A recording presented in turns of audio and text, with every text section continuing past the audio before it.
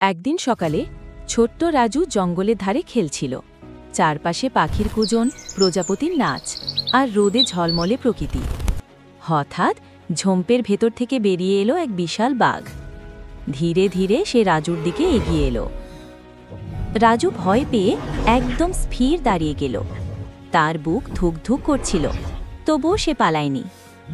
বাঘটা গর্জন করল না, বরং শান্তভাবে এগিয়ে এলো রাজুর দিকে। তার চোখে ছিল কৌতূহল।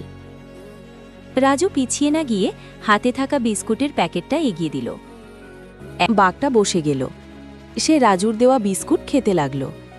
এভাবেই শুরু হলো এক অদ্ভুত বন্ধুত্ব। রাজু হাসল। বাঘের চোখেও ছিল শান্তি আর ভালোবাসা।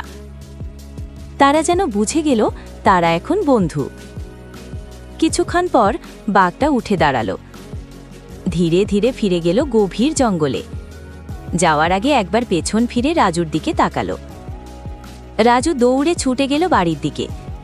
হাঁপাতে হাঁপাতে বলল, আমি একটা বাঘের বন্ধু হয়েছি। কেউ বিশ্বাস করল না, কিন্তু রাজুর মুখে ছিল আনন্দ, গর্ব আর সাহসের ঝলমলে হাসি।